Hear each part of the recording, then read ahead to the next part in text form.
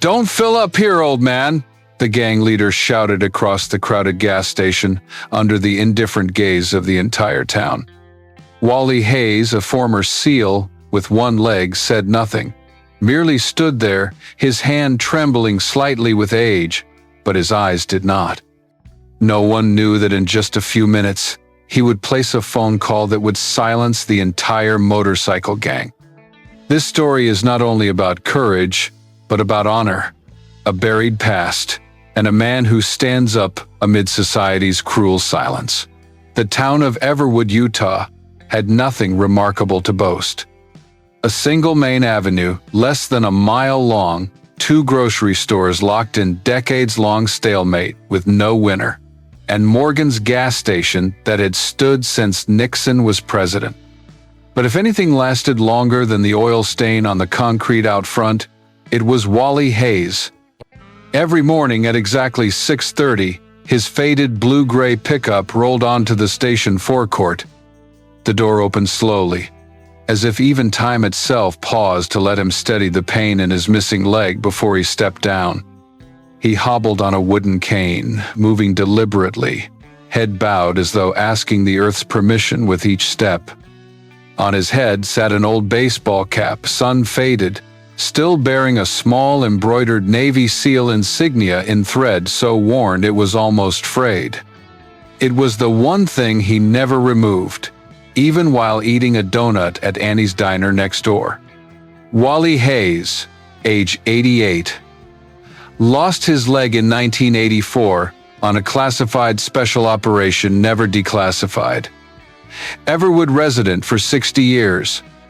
Perhaps that was why people stopped calling him a regular and started calling him part of the scenery.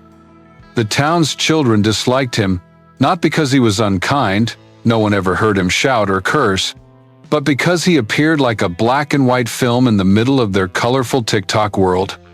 They couldn't understand why an old man who did nothing, said nothing, had no Facebook, sat there each morning gazing at the sky, watching passers-by, as if waiting for something from the past to return. A gang of local teens often gathered near the station calling him the Relic. One cruelly joked, "We should post a no parking sign for Cold War survivors." Once, a boy tried to yank Wally's cane away while he was fueling up stupid prank for a viral video, but Wally merely tilted sideways, gripped his wooden handhold tightly, his eyes devoid of rage, only a quiet intensity. The boy froze, then walked away. No one ever learned why. Regardless, Wally continued his routine.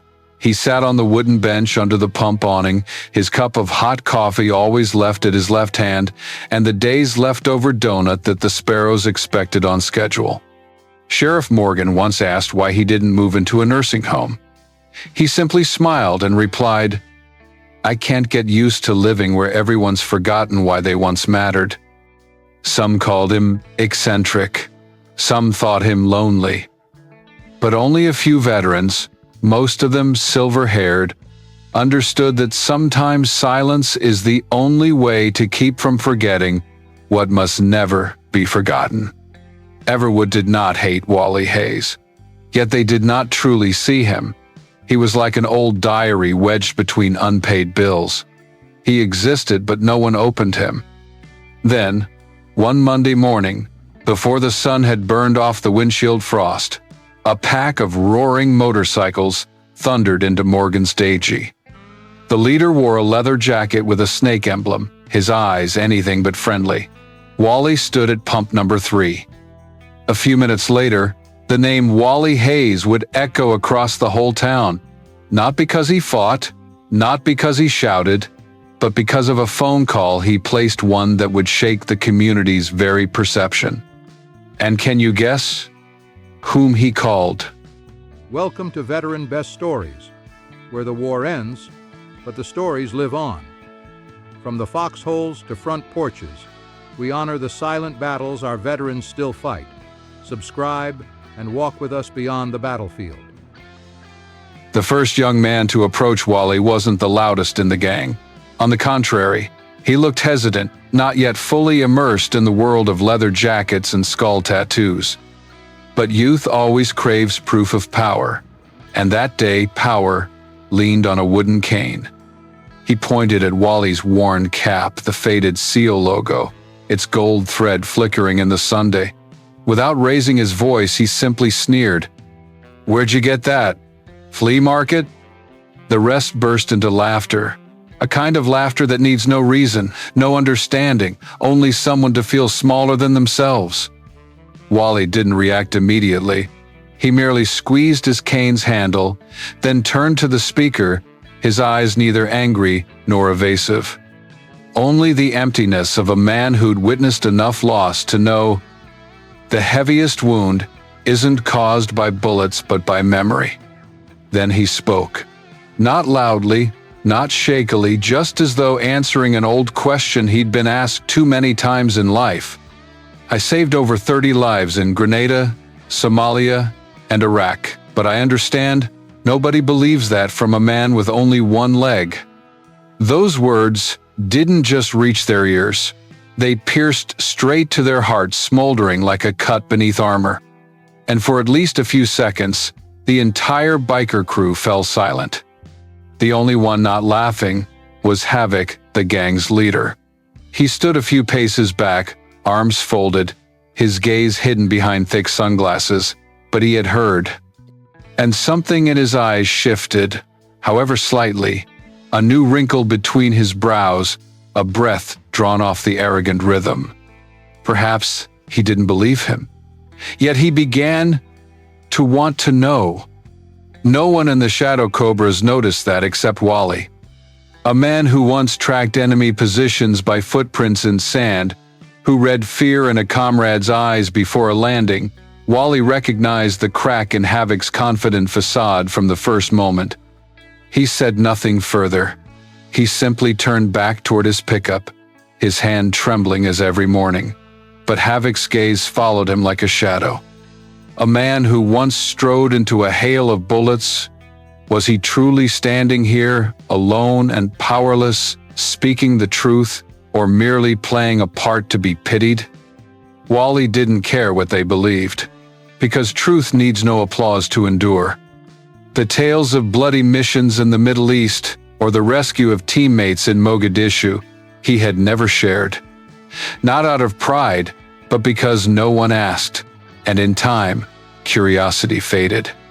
All that remained was his cap, and that tiny badge, the only thing he carried home the last time, an item not for display, but to remind that once he was more fearsome than fear itself. A breeze stirred. Havoc's sleeve fluttered, revealing a tattoo. Fear, forget everything and run.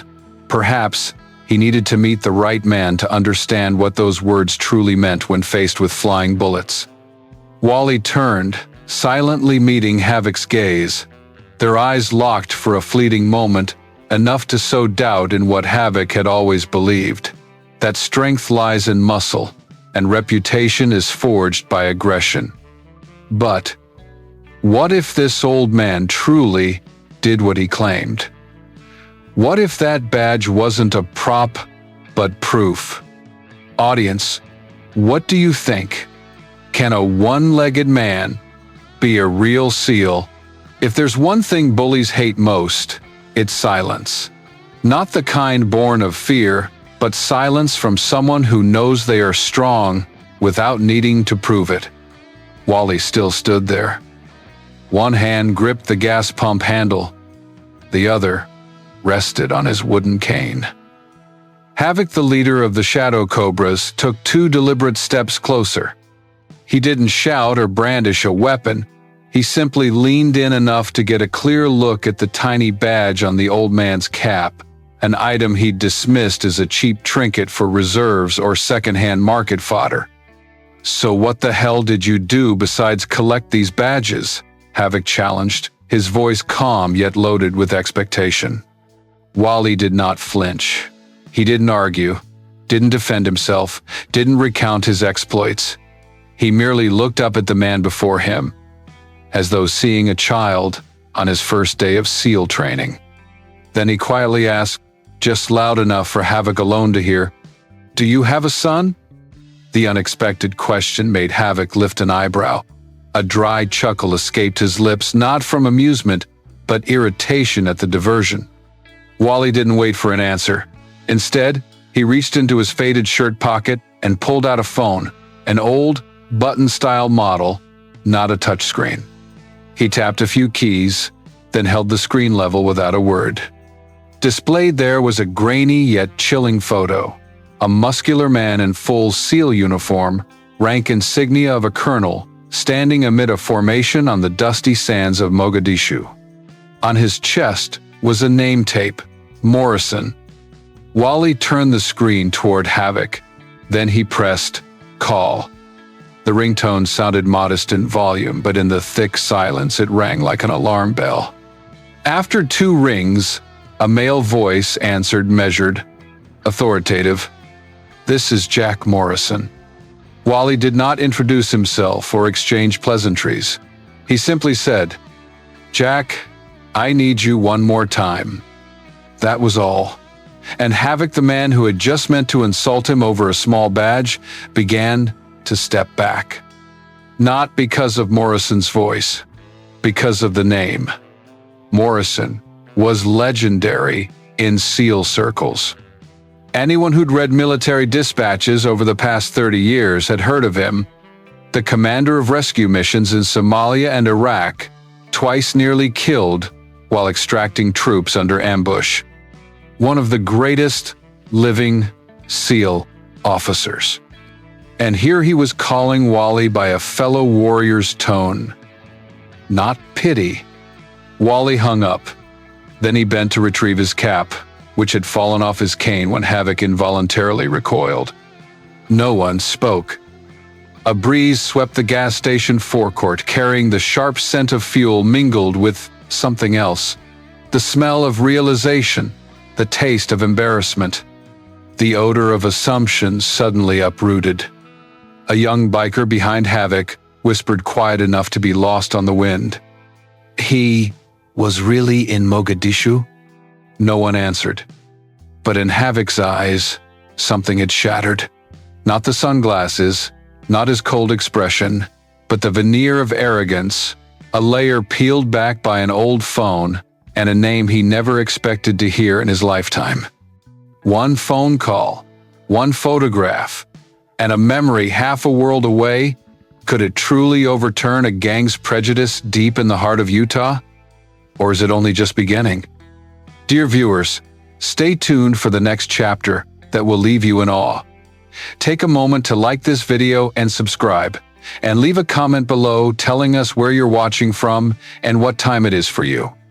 It's always thrilling to see people joining us from across the globe. The first sound rolling down the street was a low rumble like distant thunder. Not loud, not crashing, but enough to make the ground tremble beneath one's boots. At first, there was only one vehicle. Then 3. Then 10. Everwood, a small town that had never seen anything grander than its 4th of July parade, paused at that familiar yet strange sound. Familiar to anyone who'd worn a uniform. Alien to those who knew life only through their phone screens. 30 pickup trucks, each flying an American flag and bearing a hand-painted, weathered SEAL logo on their doors, rolled onto the main avenue like an army returning from memory. They did not honk. They did not flash lights.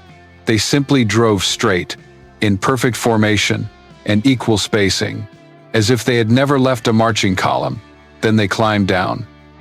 Not young soldiers, but gray-haired men, some portly, some leaning on canes, some wearing reading glasses, yet all moving with a dignity only those who've carried others' lives on their shoulders possess. They spoke no words. They formed a protective circle around Morgan's gas pumps, creating an unspoken shield around Wally Hayes, still standing silent by pump 3, one hand resting on his wooden cane. Their silence was not intimidation, but presence enough to stifle every jeer, enough to freeze the once boastful bikers into motionless shadows under the bright Sunday. Havoc, leader of the Shadow Cobras, swept his gaze around. He didn't shout or curse. but his confidence had clearly wavered. He muttered something about, "Just one old man. Why's half the army here for him?" But no one answered. From a truck in the middle row, a tall man stepped forward, removing his helmet to reveal neatly cropped silver hair and eyes that seemed to pierce through the thickest battlefield dust. It was Iron Jack Morrison, the very man Wally had called less than an hour ago. Jack didn't immediately approach Havoc. He looked at Wally and gave a slight nod, an acknowledgement exchanged only among those who have trusted each other with their lives. Then Jack turned to face the bikers. No orders, no police, no weapon in hand. Yet he stood there, in the midday sun, exuding an authority that none dared challenge. And then he spoke just one sentence, not raised in volume, not overly deliberate, yet each word fell like a heavy stone. "He once saved my life on the battlefield. Without him, I wouldn't be standing here." No one stirred. No one laughed. Silence deepened, as if the entire scene compressed into a single moment of reckoning between two generations, one that had sacrificed youth for freedom, the other yet to understand how freedom is defended. A young shadow cobra suddenly whispered, "Was he really in Somalia?" That question went unanswered. But the presence of those 30 men, the unspoken solidarity, was the clearest and weightiest answer.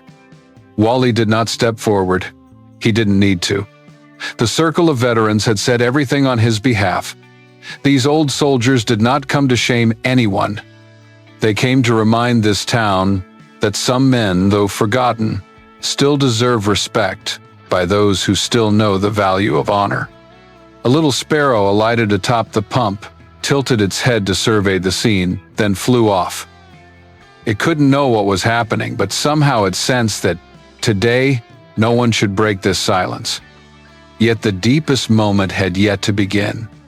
For Wally had not yet done what would bring this whole town to tears. None of the SEAL veterans signaled. No one stepped forward or raised a fist. Yet the atmosphere had shifted. The dust motes around Morgan's gas station forecourt seemed to hang in mid-air, listening. Within that circle of men, well past retirement age, was a weight. Even Havoc, accustomed to dominating every space with intimidation, could not brush aside like the usual taunts. Wally stepped slowly toward him. A breeze stirred the neat sweep of white hair he'd arranged that morning. He moved on one leg and his cane, each step producing a sound not of metal striking pavement, but of the past advancing into the present, unannounced, unassuming, but impossible to ignore. He did not halt at a safe distance. He walked straight up to Havoc and placed his hand, a thin yet steady hand, on the large man's shoulder. Wally did not shout, did not accuse. His voice was low, recounting a story long replayed in memory. "You think you're strong, don't you? But try dialing someone who stood beside you at death's door and hear them call your name as the one who saved them. That is real strength." No one laughed. Havoc didn't react immediately. He stared down at the phone in his pocket as if it had suddenly doubled its weight. One of the younger bikers, awkward but curious, handed his phone to Havoc. He touched the screen as though opening a dusty old door, eager to know, yet fearful of what lay beyond. The call connected. On the other end came a middle-aged male voice, clear, professional, with the cadence of an officer who directed hundreds of lives amid flying bullets. "SEAL, Command Center, direct line. Your identification?" Havoc, momentarily flustered, moved to hang up. But Wally gently took the phone, no snatch, no yank, just a soft touch, and spoke clearly. "This is Wally Hayes, Petty Officer, Alpha Team Support, call sign, Blue Guardian, Mogadishu 1984. Silence held for a beat. Then the coordinator replied, "No perfunctory greeting, no disbelief. Blue Guardian? Hold on one moment." That single pause felt a lifetime long to Havoc. Then another voice came through, someone likely seated amid maps in a command office, yet still vivid with recall. Wally Hayes, the man who pulled Morrison out of the kill zone in Somalia? The only one who used his iron cane to carve an escape through the hail of fire? Is he really there? Wally said nothing. He simply smiled. Beside Havoc, a younger member, silent till now, murmured through clenched teeth. He flew through Mogadishu's firestorm, and I thought I was tough? That's when Havoc finally looked up. Before him stood not an old man, not a faded badge or unbelievable tale, but a ring of warriors whose every footprint marked hostile ground, whose every scar held a story, whose eyes had... As the midday sun slanted over Everwood's low rooftops, a patrol car eased in from the west. Its door opened, and out stepped not the young officers the townsfolk expected each Monday, but Sheriff Morgan Roberts, the man who had piloted medevac helicopters for U.S. Special Forces in Lebanon, 1983. His silver hair was closely cropped, a testament to lifelong military discipline, and he moved deliberately, yet unshakably, the gait of someone who'd seen much fall apart and knows what truly endures. Morgan carried no sidearm, only a small notebook and a weathered wooden pen. He strode straight into the circle that the retired SEALs maintained, his gaze fixed on Wally, the old comrade, whose name he'd only ever heard crackling over the radio, yet admired from secondhand stories. He paused beside Havoc, whose swagger had vanished, body rigid and gaze lowered. Morgan did not shout. He simply laid a hand on the biker's shoulder and spoke quietly. I once watched a SEAL pull his friend from a burning helicopter in Lebanon. I've never forgotten that image. And I know these men here, they didn't come to intimidate. They came to remind us what keeps us human. The biker leader nodded, lips trembling but silent. His crew quietly turned their bikes around. No revving engines, no farewells. Only the retreat of those who realized they had been wrong. Sheriff Roberts then stepped forward and raised his hand in a clearing gesture. From now on, this station is a protected civilian refuge. No one has the right to humiliate those who once defended this country. Townspeople began to gather. At first they stood back, hesitant. Then an elderly woman, Sweet Clara, owner of the bakery, pressed her hand to her heart and offered a gentle nod. She was the first to applaud, not loudly, but sincerely. Those claps rang not as celebration, but as apology and gratitude. Then another, and another. The applause spread slowly, steadily, not like a grand ceremony, but like a collective whisper. We forgot you, but you never forgot us. Wally did not return the salute. He simply bowed his head and walked toward his truck. As he passed Havoc, he gently touched the biker's shoulder, a touch neither forceful nor overpowering. Yet, oddly, it made the young man turn, as though he'd just felt the loss of something he didn't know he'd had. A touch instead of a punch. A soldier instead of a vengeance seeker.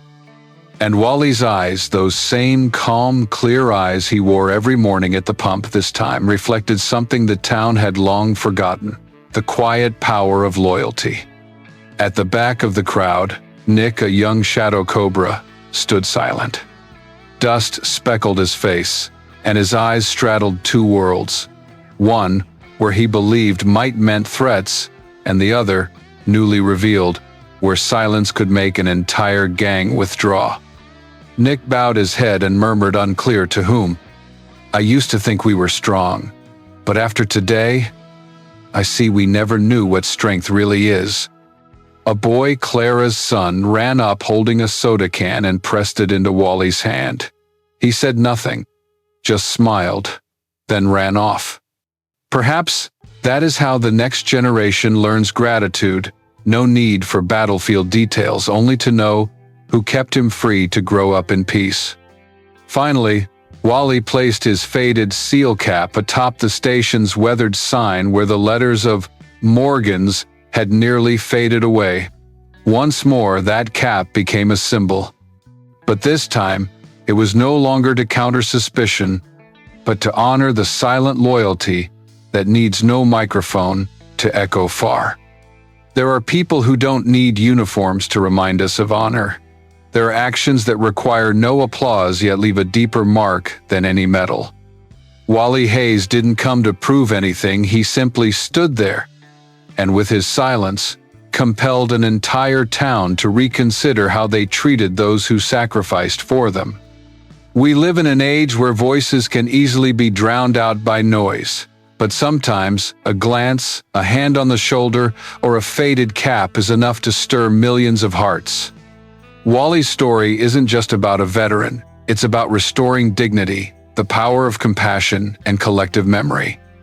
If you feel this story has touched something deep within you, please leave a comment below. Share with us, who is the Wally Hayes in your life? And if you believe America needs more stories like this, please like, share, and subscribe to the channel. We have many more stories to tell.